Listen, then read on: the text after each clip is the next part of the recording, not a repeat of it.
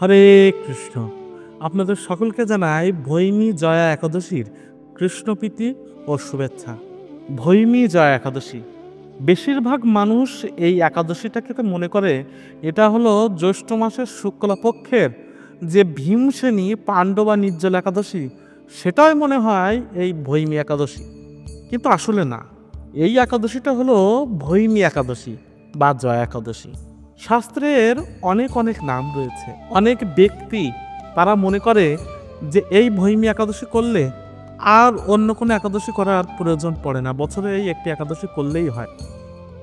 কিন্তু আমাদের জানা উচিত যে আমাদের প্রত্যেকটা মানুষের জন্য একাদশী ব্রত করা কতটা গুরুত্বপূর্ণ। এই একাদশীর দিন যত রকম পাপ আছে, সব রকম পাপ তারা কিনা অন্নের ভিতরে, পঞ্চশস্যের ভিতরে প্রবেশ করে। এজন্য এই একাদশী ব্রত করা প্রত্যেকটা মানুষের জন্য অত্যন্ত আবশ্যক। 8 থেকে 80 বছর পর্যন্ত প্রত্যেকটা মানুষের উচিত একাদশী ব্রত অত্যন্ত নিষ্ঠা এবং ভক্তি সহকারে পালন করা। একাদশী ব্রত পালন করলে সর্বপাপ থেকে মুক্ত হওয়া যায়। একাদশী ব্রত পালন করলে সমস্ত জড় কলুষ থেকে মুক্ত হওয়া যায়। তাই এই একাদশী ব্রত প্রত্যেকটা মানুষের জন্য অত্যন্ত আবশ্যক, সবাইকে এটা করতে হবে। আবার যদি আপনারা বৈজ্ঞানিক দৃষ্টিকোণ দিয়ে দেখেন, যেটাকে বলা হয় ডোপামিন ডিটক্স, আমাদের শরীর একটা নির্দিষ্ট খাদ্য, নির্দিষ্ট পন্থায় পরিচালিত হয়। যেমন আমরা রোজ মোবাইল দেখি, বিদেশে এমন নিয়ম পরিচালিত রয়েছে ইউরোপের দেশগুলোতে, যেখানে 15 দিনে একদিন করে তারা মোবাইল থেকে বিরত থাকে। এটাও একটা উপবাস, যাতে করে আমাদের মাইন্ডটা ব্যালেন্স থাকে। ঠিক তেমনই আমাদের শরীরে যে আমরা প্রতিদিন খাদ্য দিই, এই খাদ্য দিতে দিতে 15 দিনে একদিন করে যদি আমরা খাদ্যটা, তালিকাটা পরিবর্তন করি, উপবাস করি, পরিমিত খাদ্য খাই, তাহলে আমাদের শরীরটাও অনেক ভালো থাকবে, আমাদের শরীরটা অনেক সুস্থ থাকবে।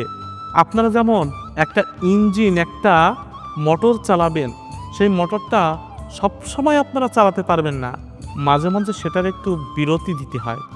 ঠিক তেমনই আমরা যে রোজ আমাদের মেশিনটা চলছে, আমরা অন্য খাদ্য দিচ্ছি, সেটা একটু বিরতি দেওয়া প্রয়োজন, সেটা একটু রেস্ট পায়, তাহলে স্বাস্থ্যটাও ভালো থাকে। তো ধর্মীয় দৃষ্টিকোণ, বৈজ্ঞানিক দৃষ্টিকোণ, যেদিকটা আপনারা দেখেন না কেন, আপনাদের একাদশী ব্রত করা অত্যন্ত আবশ্যক। সবাই একাদশী ব্রত করবেন। তো এখন আমি আপনাদের সম্মুখে এই ভৈমী একাদশীর, জয়া একাদশীর যে মাহাত্ম্য রয়েছে সেটা পাঠ করব। এই ভৈমী জয়া একাদশী পালন করতে হবে 8ই ফেব্রুয়ারি শনিবার, এবং এর পালন করতে হবে 6টা 35 হতে 10টা 20 মধ্যে, এবং ভারতে এটা পালন করতে হবে 6টা 5 হতে 9টা 50 মধ্যে।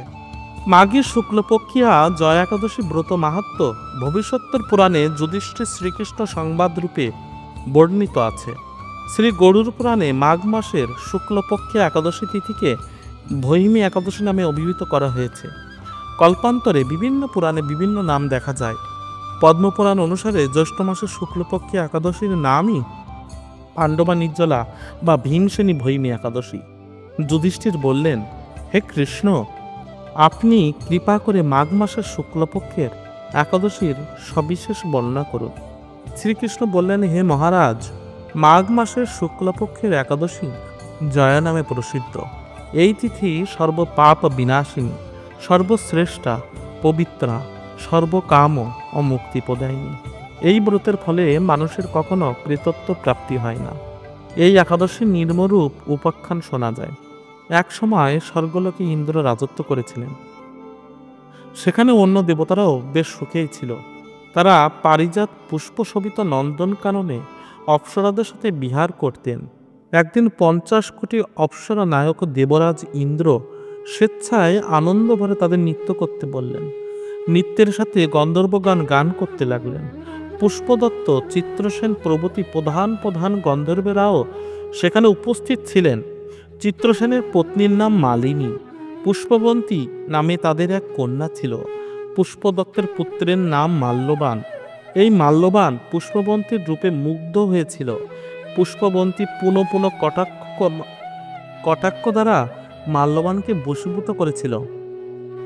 ইন্দ্রের বিধানের জন্য তারা দুজনেই নৃত্য গীতের সে সবাই যোগদান করেছিল, কিন্তু একে অপরের প্রতি আকৃষ্ট থাকায় উভয়েই চিত্ত বিভ্রান্ত হচ্ছিল।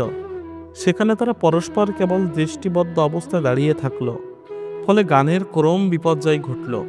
তাদের এই রকম তাল মান ভঙ্গভাব দেখে তারা যে পরস্পর কামাসক্ত হয়েছে, দেবরাজ ইন্দ্র তা বুঝতে পারলেন।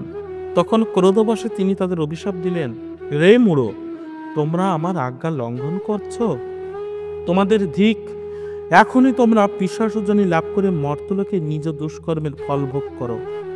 ইন্দ্রের অভিশাপে তারা দুজন দুঃখিত মনে হিমালয় পর্বতে বিচরণ করছিল। পিশাচত্ব প্রাপ্ত হওয়ায় তারা অত্যন্ত দুঃখ ভোগ করতে লাগলো। হিমালয়ের প্রচণ্ড শীতে কাতর হয়ে নিজেদের পূর্ব পরিচয় বিস্মৃত হলো। এইভাবে অতি কষ্টে সেখানে দিন যাপন করতে লাগলো। একদিন পিশাচ নিজ পত্নী পিশাচীকে বলল, সামান্য মাত্র পাপ করিনি, অথচ নরক যন্ত্রণার মতো পিশাচত্ব প্রাপ্ত হয়েছি, অতএব এখন থেকে আর কোনো পাপকর্ম করব না। এইভাবে চিন্তা করে তারা সেই পর্বতে মৃতপ্রায় বাস করতে লাগলো। মাল্যবান পুষ্পবন্তীর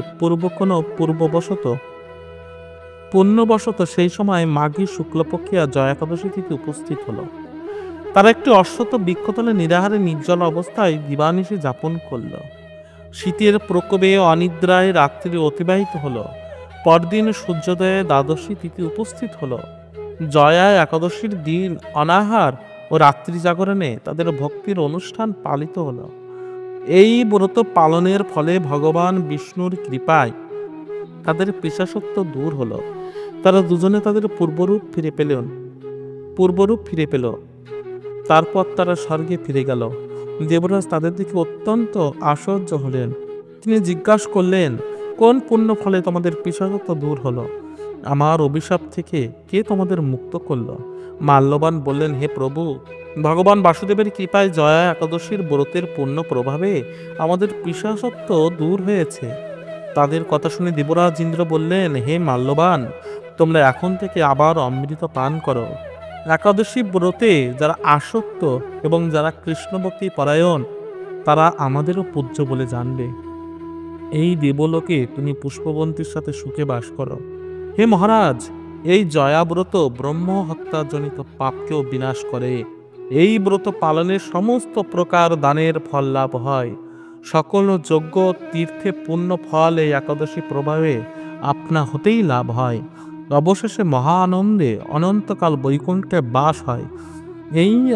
এই জয়া একাদশী ব্রতকথা পাঠ ও শ্রবণে অগ্নিষ্টম যজ্ঞের ফল পাওয়া যায়। এখন আমি আপনাদের বলবো, এই একাদশী ব্রতের পূর্বের দিন যে সংকল্প করতে হয় সেই সংকল্প মন্ত্র। একাদশ্যাম নিরাহর স্থিতা অহম অপরেহনি বক্সামি পুণ্ডরিকাক্ষ শরণাম্যে ভবারচ্যুত। এবং একাদশী থাকার পরদিন যে আপনারা পালন করবেন, সেই পালনের মন্ত্র হলো অজ্ঞান তিমিরম দস্য ব্রতরানেব কেশব প্রসিদ সমকনাথ জ্ঞানদৃষ্টি প্রদাভব। তো আপনারা এই মন্ত্র বলে একটু জগন্নাথের প্রসাদ বা ভগবানের প্রসাদ দিয়ে একাদশীর পালন করবেন। তো এই ছিল আমার আজকের ভিডিও। হরে কৃষ্ণ।